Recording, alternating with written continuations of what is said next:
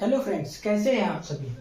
तो आज हम इस वीडियो में बात करेंगे फार्माकोकाइनेटिक्स की। अब हम इसको डिटेल में लेकर चलेंगे। फार्माकोकाइनेटिक्स पहले भी हमने बताया है, फार्माकोकाइनेटिक्स का कुछ नहीं मतलब होता है जो बॉडी ने किया ड्रग के साथ, what body does to the drug, यही होता है। मतलब काइनेटिक्स मतलब काइनेसिस वर्ड से आया है। फार्माकोन मतलब ड्रग और काइनेसिस मतलब मूवमेंट। तो study of drug movement in and out of the body, body के अंदर ड्रग का जाना और बाहर आना, इसी की स्टडी को हम बोलते हैं फार्माकोकाइनेटिक्स, है ना। ये हमने बताया था। अब हमने ना क्या है कि थोड़ा सा पिक्चर क्लियर हो जाए, ये वाली बात थोड़ा सा आसान हो जाए मामला। उसके लिए हमने ये कोशिश करी है कि आपको पूरा दिखा सके, इमेजिन करा सके, ताकि आगे पढ़ने में आसानी, थोड़ा सा इमेजिन करा सके, इसलिए हमने ये बनाया है। इसका कोई जरूरत नहीं था, पर क्या है कि थोड़ा सा आसान पड़ जाए देखने में, इसलिए मैंने ये बनाया। तो सबसे पहले हम क्या पढ़ते हैं फार्माकोकाइनेटिक्स में, हमने देखा था ADME, absorption, distribution, metabolism and excretion, यही पढ़ते हैं और यही पढ़ते हैं। ठीक है, अगर यही पढ़ते हैं तो हम थोड़ा देख लेते हैं। मान लीजिए मैंने एक ड्रग खाया, एक दवाई मैंने ली ओरल रूट से, मान लीजिए। अब वो मैंने ली पानी के साथ, स्टमक में गई तो स्टमक में जाने के बाद एब्जॉर्ब होगी स्टमक से, या यहां से भी एब्जॉर्ब हो सकती है, कहीं से भी एब्जॉर्ब हो सकती है, इंटेस्टाइन से भी एब्जॉर्ब हो सकती है, रूट तो और भी दूसरे हो सकते हैं, नेजल रूट से भी हो सकती है, पेरेंटरली इंजेक्शन लगा के भी हो सकती है, ये जो पेरेंटरली इंजेक्शन दे दो आप तो भी हो सकती है, और भी बहुत सारे रूट हैं, ऑइंटमेंट लगा दो तो भी, कहीं से भी एब्जॉर्ब हो रही है ना। तो एब्जॉर्ब मान के चलिए, मैंने एक एग्जांपल दिया कि हमने एक बेसिक की ड्रग ली, ड्रग स्टमक से एब्जॉर्ब हो रही है। जनरली जो है एसिडिक ड्रग ही स्टमक से एब्जॉर्ब होती है, ये थोड़ा ध्यान रखने का बात है। तो अगर ये जो स्टमक की लाइनिंग है मान लेते हैं, ठीक है, और इसको जो है ये सराउंड किए हुए क्या ब्लड वेसल्स। अब ये जो ड्रग था, ग्रीन पेन से मैं बना देता हूं, मान के चलिए ये ड्रग है, ये डिसइंटीग्रेट हो गया, टुकड़े टुकड़े में टूट गया है ना, डिसॉल्व हो गया। अब ये जो स्टमक की लाइनिंग है इसको क्रॉस करके ब्लड वेसल्स में आया, ठीक है, डिफ्यूजन के थ्रू, मान लेते हैं एक सिंपल प्रोसेस, डिफ्यूजन के थ्रू आ गया। ये जो प्रोसेस है, ये जो हुआ, अब क्या होगा ना कि या तो ड्रग लिपोफिलिक होगी, या तो क्या होगी, या तो ये हाइड्रोफिलिक होगी या तो लिपोफिलिक होगी। लिपोफिलिक मतलब लिपिड मेम्ब्रेन से आसानी से पास हो सके, मतलब खुद ही वो लिपिड नेचर की हो, है ना। तो ये हो सकता है। तो मान के चलिए, अगर एक एग्जांपल लेता हूं जनरली कि मान के चलिए लिपोफिलिक है ड्रग, और ये डायरेक्ट सिंपल डिफ्यूजन के थ्रू आ गई, मेम्ब्रेन क्रॉस किया। अब ट्रांसपोर्ट मैकेनिज्म क्या है वो भी हम आगे पढ़ेंगे, कितने प्रकार के होते हैं, डिफ्यूजन, एक्टिव ट्रांसपोर्ट, पैसिव, सब पढ़ेंगे। पर एक जनरल लिया है कि मान के चलिए एक ड्रग है, वो मेम्ब्रेन से क्रॉस करके ब्लड वेसल्स में आ गई। तो ये जो पूरी प्रोसेस हुई, इसको हम बोलते हैं एब्जॉर्प्शन। क्या बोलते हैं? एब्जॉर्प्शन। अरे ठीक है ना, एब्जॉर्प्शन बोलते हैं। तो movement of drug from the route of administration to the systemic circulation is absorption, है ना। अब जब ये एक बेसिक जनरली बताया मैंने। अब डिस्ट्रीब्यूशन क्या होता है? डिस्ट्रीब्यूशन मतलब अब ये आ तो गई, अब ये ब्लड वेसल्स है, ये ब्लड वेसल्स रेड पूरी बॉडी में बनी हुई है, ठीक है। तो ये जो पूरी ब्लड वेसल्स है, इसने पूरे ड्रग को डिस्ट्रीब्यूट कर दिया। ये देखिए हार्ट है, मान के चलिए ये लंग्स है, ये मान के चलिए किडनी है, ये लिवर है, मान के चलिए एक साइड किडनी बना दिया, उसके ऊपर ओवरलैप है, जो तुम्हारा लिवर है, ये यूरेटर है, ये यूरिनरी ब्लैडर है। सब जगह पे जैसा लिपोफिलिसिटी होगी ड्रग की, मतलब जिस तरह से वो लिपिड में घुलने की उसकी क्षमता होगी, उस हिसाब से वो चला जाएगा, ठीक है ना। उस हिसाब से वो क्या हो जाएगा, डिस्ट्रीब्यूट हो जाएगा, ब्रेन में हो जाएगा। ब्रेन से ड्रग जाते नहीं है ब्लड ब्रेन बैरियर के कारण, पर मान के चलिए चला जाएगा। तो ये जो पूरे बॉडी में चला गया, अब कैसे जाएगा? जैसे ही ब्लड में एब्जॉर्ब हुआ, तो ब्लड में एब्जॉर्ब हुआ तो या तो फ्री फॉर्म में जाएंगे, या कुछ ड्रग होंगे जो प्रोटीन के साथ बाउंड हो जाएंगे, ठीक है, प्रोटीन के साथ बाउंड हो जाएंगे। ये प्रोटीन के साथ बाउंड वाले ड्रग और जो फ्री ड्रग है और प्रोटीन के साथ बाउंड वाले ड्रग, प्लाज्मा प्रोटीन के साथ बाउंड वाले ड्रग, ये इक्विलिब्रियम में मान के चलिए है ना। तो कभी भी ये डिसोसिएट हो जाता है। जितना भी प्लाज्मा प्रोटीन बाउंड ड्रग है वो हमारे कोई काम का नहीं होता एक्शन के लिए शुरुआत में, जब तक ये जो फ्री ड्रग है ये जब तक असर दिखा रहा है बॉडी में, ठीक है ना। तो ये फ्री ड्रग पूरे में डिस्ट्रीब्यूट हो गया, प्लाज्मा प्रोटीन बाउंड ड्रग भी हो गया। तो जो फ्री ड्रग है वही सारे टिश्यूज और ऑर्गन्स में गया, डिस्ट्रीब्यूट हो गया, लंग्स में, किडनी में, सब में हो गया। इसको बोलते हैं डिस्ट्रीब्यूशन। ये कैसे होगा? रिलेटिव लिपोफिलिसिटी के हिसाब से, मतलब कि किसकी कितनी लिपोफिलिसिटी उसके हिसाब से डिस्ट्रीब्यूट होगा, और कहाँ पे वो ज्यादा वो डिस्ट्रीब्यूट होगा, कहाँ ज्यादा एक्यूमुलेट होगा, वो अपना अपना ड्रग का अलग अलग होगा। डिस्ट्रीब्यूट हो गया। ये दूसरा स्टेप हो गया डिस्ट्रीब्यूशन।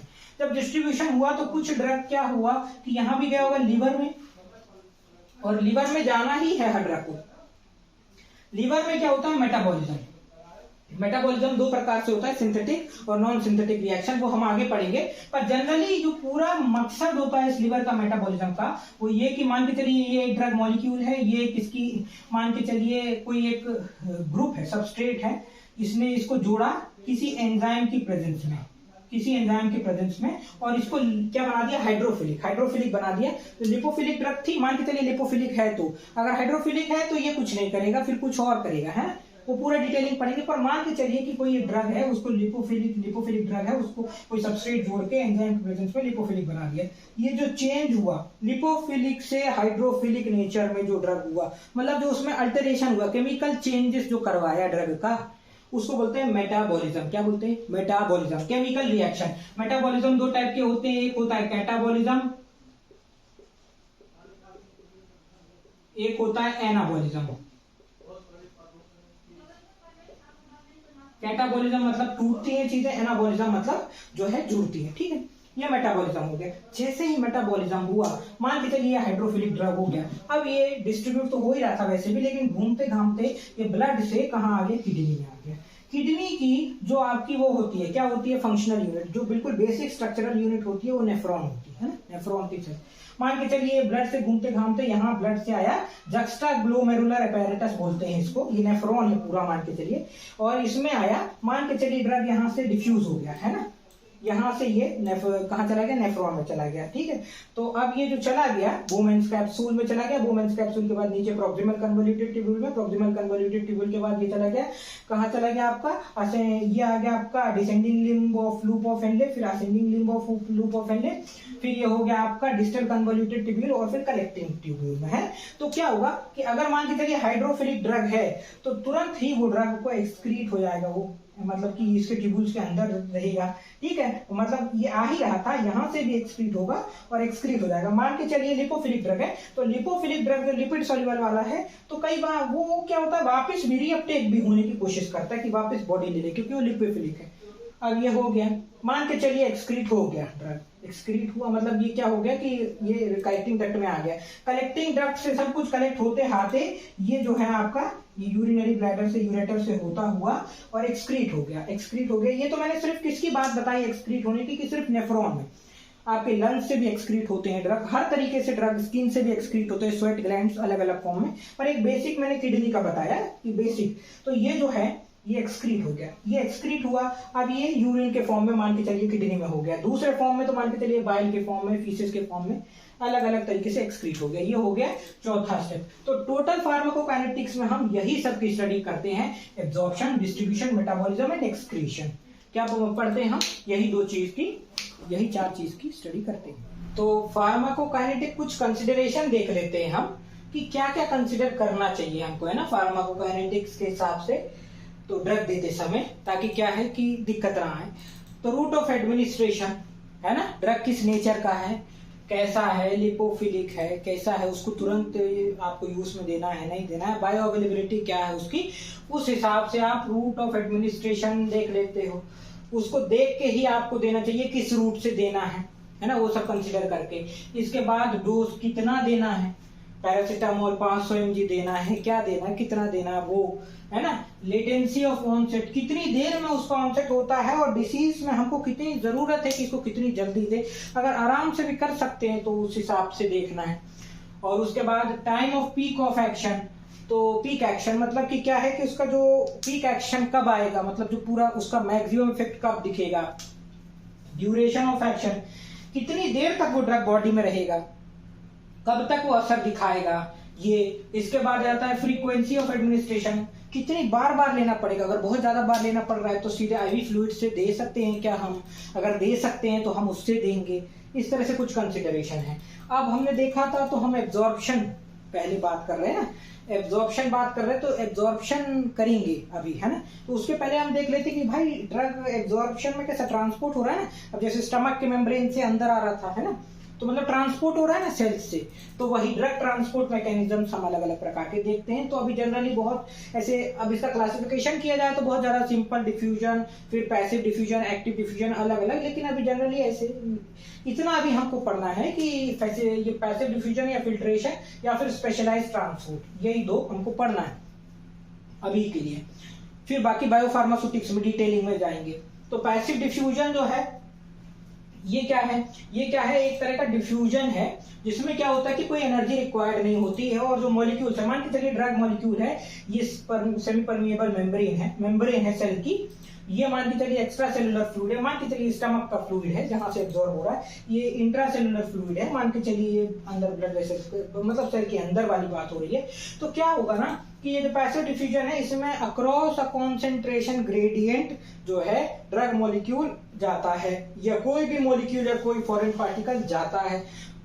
मतलब जो मेम्ब्रेन है, मेम्ब्रेन के जिस साइड ज्यादा कॉन्सेंट्रेशन होगा, हाई कॉन्सेंट्रेशन से लोअर कॉन्सेंट्रेशन की तरफ जाता है। मान के चलिए ये दिख रहा है ना, खूब सारा है ना, कॉन्सेंट्रेशन कितना, इधर जो है कॉन्सेंट्रेशन कितना है, ज्यादा है, इधर क्या है कॉन्सेंट्रेशन कम है। तो ये जो है ये अक्रॉस अ कॉन्सेंट्रेशन ग्रेडियंट जाएगा, ऐसे बढ़ता जाएगा, धीरे धीरे समय आएगा जब ये जो है ये पूरा यहाँ पहुंच जाएगा। ये जब तक जाएगा जब तक क्या है कि इक्विलिब्रियम जो है मेंटेन नहीं हो जाता है ना, ऐसा होगा। ये चलिए क्या बोल रहा है, एनर्जी जो है रिक्वायर्ड नहीं है इसमें, पैसिव डिफ्यूजन में no energy is required, movement across concentration gradient from high to low, high concentration से लो की तरफ जा रहा है। Membrane play no active role, membrane तो बीच में खड़ा है, कहां कोई एक्टिव रोल कर रहा है, वो तो मेम्ब्रेन है, इधर से वो आ रहा है इधर जा रहा है, मतलब कोई भी एक्टिव रोल मेम्ब्रेन का नहीं है।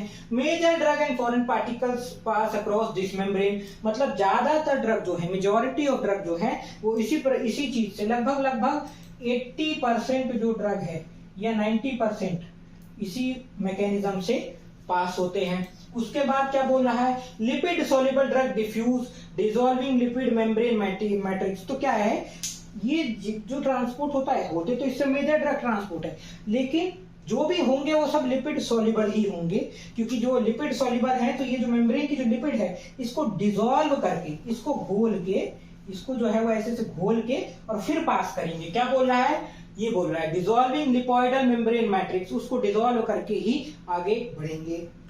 तो ये क्या है कि अब लिपॉइडल जो मेम्ब्रेन से ये जो पास होगा तो किस, इसका जो रेट है ये किस पे डिपेंड करता है ना, कि किस रेट से ये बढ़ेगा।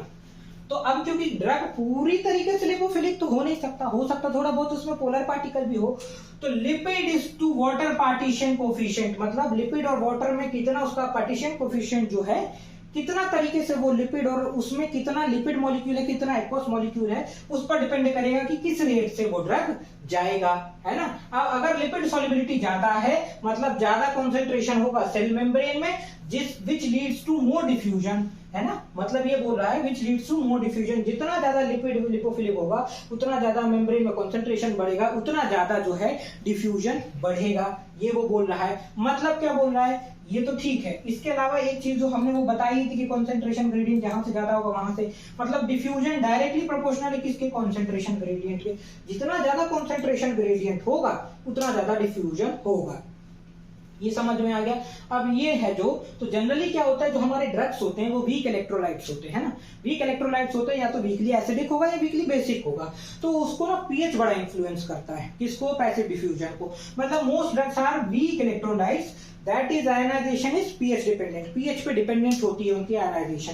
तो क्या करते हैं हम इसको, कैसे हम इसमें से सबसे पहले जनरल कंसिडरेशन देखेंगे, उसके बाद हम कंक्लूजन निकालेंगे कि ये हम क्यों पढ़ रहे हैं, इसका क्या यूज है, हम फॉर्मुलेशन में इसका क्या यूज करते हैं। तो ये basic 12th class 11th class chemistry में आपने ये एक बेसिक इक्वेशन पढ़ी होगी, Henderson Hasselbalch equation, pH is equal to pK plus log A minus upon H A, ये जो है ये मोलर कॉन्सेंट्रेशन है रिएक्टेंट एंड प्रोडक्ट का। तो ऐसे बता दिया, ये प्रोडक्ट है, मान के चलिए रिएक्टेंट, ऐसा करके।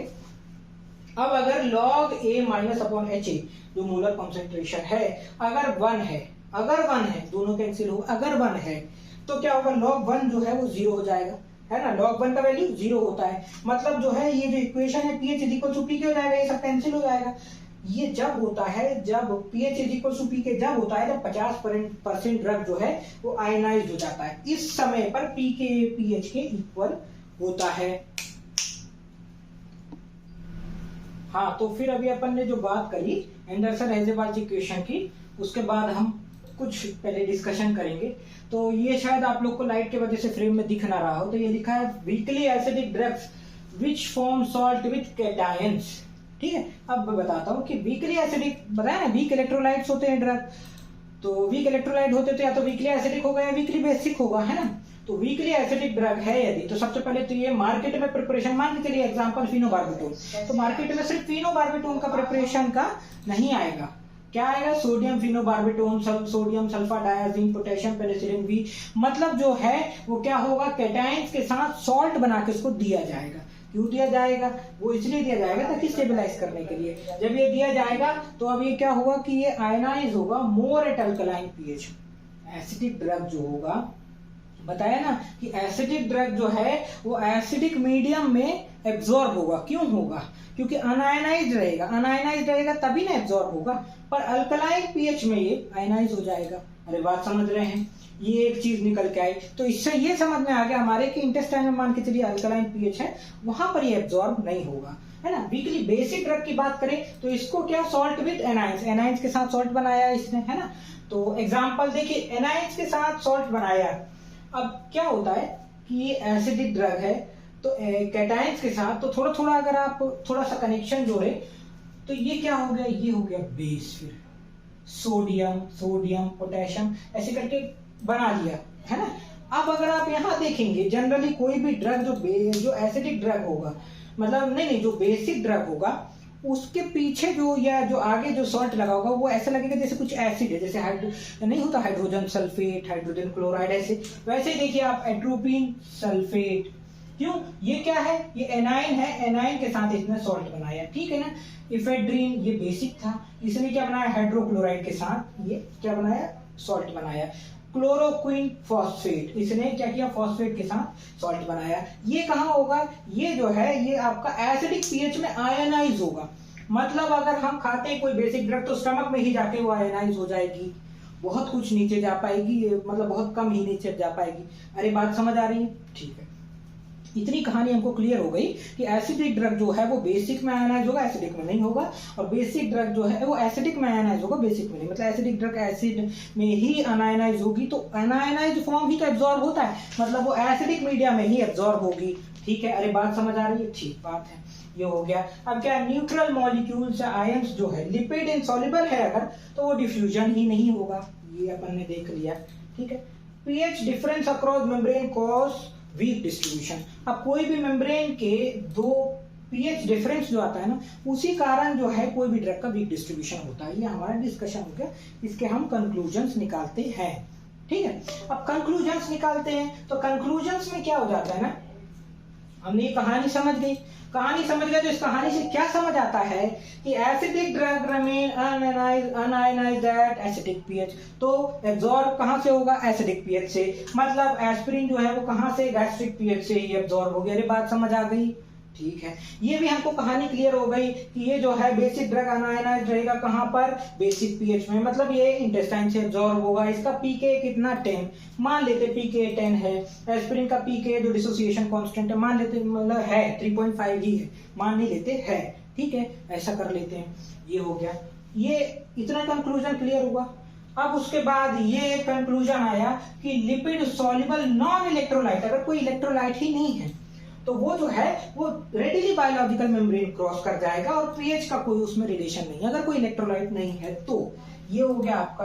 अब एक और एक्स्ट्रा टॉपिक आता है आयन ट्रैपिंग। आयन ट्रैपिंग मतलब ये हो जाता है, आपने देखा होगा जनरली जो एस्पिरिन लेते हैं तो एस्पिरिन लेने के बाद कई लोग बोलते हैं कि ऐसे स्टमक में घबराहट हो रही है, दर्द दे रहा है, कई बार ब्लीडिंग भी हो जाती है ना। तो क्यों हो जाती है, उसका कारण क्या है। ये जो एस्पिरिन है, एस्पिरिन जब क्रॉस करती है स्टमक को तो एसिडिक पीएच से ही एब्जॉर्ब होगी, क्योंकि एसिडिक पीएच में ही अनायनाइज्ड है। जब ये क्रॉस करती है तो जो सेल है, सेल का पीएच तो मान के चलिए 7 है, 7 है, तो क्या होगा, ये आयनाइज होगी, लेकिन ये अपने आप को बचाने की कोशिश में एस्केप करने लगती। ये aspirin tends to ionize but it again escapes to acidic pH, मतलब ये वापस ऐसे लौटने लगती। जब ये लौटती है तो ये जो आने जाने का सिस्टम चलता है ना, ये म्यूकोजल सेल डैमेज करता है, यहाँ की जो सेल्स है उसको डैमेज करता है, जिस कारण से ये ब्लीडिंग होने लगती है। और ब्लीडिंग होने लगती है, ब्लीडिंग अगर स्टमक वगैरह में आती है तो स्टूल्स जो है वो ब्लैक कलर के, क्योंकि इतना बड़ा जो पूरा एरिया रहता है इंटेस्टाइन का, वहां से जाते जाते जो स्टूल्स है वो ब्लैक हो जाते हैं, ब्लैकिश कलर के, टारी कलर के स्टूल्स हो जाते हैं ना। तो मतलब क्या बोलना चाह रहा है कि भैया यहाँ जो है म्यूकोसल सेल डैमेज हो जाती है, म्यूकोसल सेल डैमेज हो जाती है, जिस कारण से जो है वो ब्लीडिंग हो जाती है ना। तो इसी को बोलते हैं आयन ट्रैपिंग। ये हो गया। अगला है फिल्ट्रेशन। अब क्या है, फिल्ट्रेशन है ना अगला। ये तो आपका, चलो ये क्या हो गया आपका, पैसिव डिफ्यूजन खत्म हो गया। फिल्ट्रेशन कुछ नहीं, अपन ने पढ़ा था सेल मेम्ब्रेन, प्रोटीन्स पढ़ा था, या तो प्रोटीन्स है तो प्रोटीन्स जो एक्वापोर पढ़ा था हमने, या तो उसके थ्रू, या फिर ये जो मेम्ब्रेनस प्रोटीन्स या फॉस्फोलिपिड है ये खुद ही को अलाइन कर, पैरासेलुलर अलाइन करें और खुद जगह दे जाने की पैरासेलुलर स्पेस से, या तो इससे या इससे जो भी ड्रग मॉलिक्यूल जाता है, इसमें से हाइड्रोफिलिक मॉलिक्यूल जनरली जाते हैं क्योंकि जगह बन जाती है। तो या तो पैरासेलुलर स्पेस या एक्वा पोर्स से, मतलब वो जो प्रोटीन वाला पोर्स है उससे जो गुजरता है, उस प्रोसेस को फिल्ट्रेशन बोलते हैं। एक्चुअली में इसमें क्या हो जाता है, इसमें ड्राइविंग फोर्स, मतलब कौन सी फोर्स लगती है जिस कारण से जाता है, हाइड्रोस्टैटिक प्रेशर लगता है और हाइड्रोडायनेमिक फ्लू लगता है, मतलब वाटर का जो प्रेशर या जो फ्लूइड लगता है जिस कारण से ये इसके अलोंग ये मेम्ब्रेन क्रॉस करता है।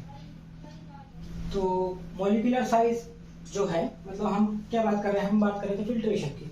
उसमें क्या हमने बोला, एक्वापोर से जाना चाहिए, पैरासेलुलर मेम्ब्रेन से जाना चाहिए, तो मॉलिक्यूलर साइज भी तो छोटा होना चाहिए। जो पोर बना, जो प्रोटीन का जो पोर बना या पैरासेलुलर स्पेस बना, उससे छोटे साइज का होगा तभी ना जाएगा। तो मॉलिक्यूलर साइज जो है वो पोर से कम होना चाहिए। अब ये कहाँ होगा, ये जनरली कैपिलरीज में होता है, ब्रेन कैपिलरीज को छोड़ के।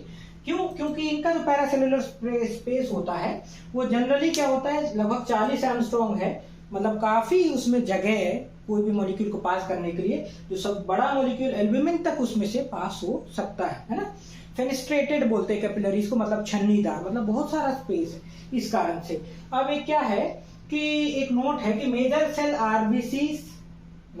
जो है आरबीसी, इंटेस्टाइनल सेल्स, हमारा जो आरबीसी है, इंटेस्टाइनल सेल्स है, इनके जो पोर्स होते हैं बहुत छोटे होते हैं, 4 एंगस्ट्रॉम के लगभग। तो क्या होता है, इसमें से कोई भी पास नहीं कर सकता है, तो फिल्ट्रेशन जो है इधर पे होकर नहीं होती। ये है ना। अब रेट जो हमने वहां पे देखा था, इसके पहले देखा था, जो पैसिव डिफ्यूजन कॉन्सेंट्रेशन ग्रेडियंट पर डिपेंड कर रहा था, पर इधर पे डिपेंड करता है ब्लड फ्लो पे, कितनी तेजी से ब्लड जा रहा है उस पर ये फ्लो करता है ना। ये हो गया आपका फिल्ट्रेशन। अब हमको स्पेशलाइज्ड ट्रांसपोर्ट पढ़ना था। स्पेशलाइज्ड ट्रांसपोर्ट में क्या बोलता है, स्पेशलाइज्ड ट्रांसपोर्ट पहली बात तो कैरियर के थ्रू मीडिएटेड होता है ना। कुछ भी खास प्रकार का ट्रांसपोर्ट, मतलब एक कैरियर लगता है उसमें, ले जाने वाला व्हीकल अगर ये लगता है तो ये किस फॉर्म में होता है, या तो ये होस्ट के ट्रांसमेम्ब्रेन प्रोटीन होंगे या ट्रांसपोर्टर्स होंगे। समझ गए, एक ही बात है, ट्रांसपोर्टर्स होंगे, कुछ प्रोटीन होंगे जो लेके जाएंगे बैठाल के अपने उसमें ड्रग को, है ना। तो क्या है कि इसमें से जनरली क्या क्या जाता है, इंपॉर्टेंट आयंस हो गए, न्यूट्रिएंट्स, ट्रांसमिटर्स, मेटाबोलाइट्स, ये जो है ये क्रॉस करते हैं मेम्ब्रेन को, ठीक है। तो क्या होता है, कैरियर जो जनरली क्या होता है, ये देखो एक समझने के लिए मैंने जनरल बता दिया कि एक कैरियर है, मेम्ब्रेन है ये मान के चलो। अब बार बाइफॉस्फोलिपिड वैसे बनाएंगे तो नहीं, इसे जनरल बना दिया। अब कैरियर है जो जनरली वो कंबाइन हुआ सबस्ट्रेट के साथ, वो ऐसा गया, उसके बाद ये डिसोसिएट हुआ, डिसोसिएट होने के बाद ये ड्रग अपना अंदर चला गया मेम्ब्रेन के साथ, उसके साथ जो हो रहा हो डिसइंटीग्रेशन या जो भी केमिकल रिएक्शन, पर ये जो कैरियर है, ये कैरियर ने लिया, ये कैरियर गया इंट्रासेलुलर स्पेस में दिया और वापस ये चला, कैरियर के थ्रू वर्क कर रहा है ना। ऐसे ही इसने केमिकल कॉन्फ़िगरेशन चेंज करने के बाद इसने ऐसा काम किया। ये जनरल एक मतलब एक दिमाग में एक पिक्चर सेट करने के लिए, बाकी ऐसा नहीं होता है कि ऐसे कुछ है ना, ये उसके लिए। अब क्या बोल रहा है कि इसमें जो है एनर्जी रिक्वायर भी होती है और नहीं भी होती है, तो उस पर ये 2 टाइप के हो जाते हैं। अगर एनर्जी रिक्वायर है तो एक्टिव ट्रांसपोर्ट, और अगर एनर्जी रिक्वायर नहीं है तो फैसिलिटेटेड ट्रांसपोर्ट। तो अब 2 टाइप से हो गया है ना। एक्टिव में क्या होता है, इसमें खुद ही बता रहा है एनर्जी रिक्वायर होती, इसमें एनर्जी रिक्वायर नहीं होती फैसिलिटेटेड ट्रांसपोर्ट में, लेकिन इसमें ट्रांसपोर्टर्स रिक्वायर्ड होते हैं, सॉल्यूट कैरियर ट्रांसपोर्टर्स, एसएलसी जिसको बोलते हैं, है ना। ये अलग टाइप के ट्रांसपोर्टर्स होते हैं, सॉलिड कैरियर ट्रांसपोर्टर, वो फैसिलिटेटेड ट्रांसपोर्ट में होते हैं। इसमें जनरली बिल्कुल पैसिव डिफ्यूजन के जैसे ही होता है, ये हाई कॉन्सेंट्रेशन से लो कॉन्सेंट्रेशन में जाता है, जिसको बोलते हैं अक्रॉस ग्रेडियंट, कॉन्सेंट्रेशन ग्रेडियंट बोलते हैं ना, वही है ना। तो एग्जांपल है entry of glucose into muscle and fat by GLUT4 receptor. GLUT4 receptor से जो ग्लूकोज या फिर मसल फैट जो है जो ट्रांसपोर्ट होता है ना, वो कैसे होता है, फैसिलिटेटेड ट्रांसपोर्ट के थ्रू। एक्टिव ट्रांसपोर्ट में क्या बोल रहा है, एक्टिव ट्रांसपोर्ट में लेवोडोपा या मिथिल डोपा जो है वो by aromatic amino acid transport के थ्रू जो होता है वो, लेकिन इसमें एनर्जी रिक्वायर होता है। बता दिया एनर्जी किसके फॉर्म में लगेगा, एटीपी, एडिनोसाइन ट्राइफॉस्फेट, जो हमारी एनर्जी करेंसी है बॉडी की, उसका एक्सपेंडिचर होगा, जिस कारण से ये होगा। इसको जरूर मेटाबॉलिक पॉइजन जो है इनहिबिट कर देते हैं, किसको, एक्टिव ट्रांसपोर्ट को। ये हो गई आपकी बात दो टाइप्स के। अब एक खास टाइप का प्रोटीन हमारी बॉडी में मिलता है, बॉडी ने डेवलप किया मैकेनिज्म, पी ग्लाइकोप्रोटीन। कुछ एक्सिनोबायोटिक्स हैं जो किसी भी ट्रांसपोर्टर, किसी भी मैकेनिज्म से नहीं जा रहे हैं, उनके लिए पी ग्लाइकोप्रोटीन होता है। ये क्या करता है, ये जो है ट्रांसपोर्ट कराता है एक्सिनोबायोटिक्स को। थोड़ा सा डिटेलिंग में जाते हैं। तो एक्टिव ट्रांसपोर्ट दो टाइप के, primary active transport, secondary active transport. अब क्या है कि प्राइमरी एक्टिव ट्रांसपोर्ट में क्या होता है कि एनर्जी जो है वो ना हाइड्रोलिसिस ऑफ एटीपी को हाइड्रोलिसिस करके होती है। पर जनरली इसमें क्या होता है, दो मॉलिक्यूल्स जो है सेकेंडरी एक्टिव ट्रांसपोर्ट में, एक मेम्ब्रेन है उसके अंदर, मान के चलिए एक मॉलिक्यूल 2 है, सोडियम है अंदर, उससे बोलेंगे यार तुम बाहर आ जाओ यार, हमको अंदर जाना है ना, ऐसा बोलेंगे ना। तो जब ऐसा बोलेंगे तो उसी से एनर्जी ले लेंगे कि यार हमको अंदर जाना है तो एनर्जी भी दे दो। तो वही जो है वो सेकेंडरी एक्टिव ट्रांसपोर्ट है, energy obtained by other molecule, ऐसा होता है इसमें। अगर सेम डायरेक्शन में दो मॉलिक्यूल एंट्री करते हैं तो सिम्पोर्ट बोलते हैं, डिफरेंट डायरेक्शन में करते हैं तो एंटीपोर्ट बोलते हैं। इसमें क्या होता है, इसमें ये जो इफ्लक्स है ना साइटोप्लाज्म से एक्स्ट्रा सेलुलर फ्लूइड में, जनरली जो प्राइमरी एक्टिव ट्रांसपोर्ट है, मतलब अगर मान के चलिए ये सेल है, इफ्लक्स मतलब होता है बाहर फेंकना, ये साइटोप्लाज्म, ये न्यूक्लियस है, ये सारे ऑर्गेनेल्स हैं। तो ये जो साइटोप्लाज्म से या तो ये इफ्लक्स बाहर करेगा या ऑर्गेनेल में इफ्लक्स करेगा, मतलब कहीं ना कहीं बाहर ही फेंकेगा साइटोप्लाज्म से। तो यही बस होता है प्राइमरी एक्टिव ट्रांसपोर्ट में। ये दोनों हो गया। अब क्या है पिनोसाइटोसिस। पिनोसाइटोसिस कुछ नहीं, अलगे की तरह जो स्यूडोपोडिया मेम्ब्रेन का एक्सटेंशन करके वेसिकल्स के फॉर्म में एंट्री लेना, ये पिनोसाइटोसिस इस तरीके से होता है। तो आई होप अभी तक का वीडियो आप लोगों को समझ में आया होगा, और अगर वीडियो पसंद आया है तो लाइक करें, सब्सक्राइब करें, शेयर करें।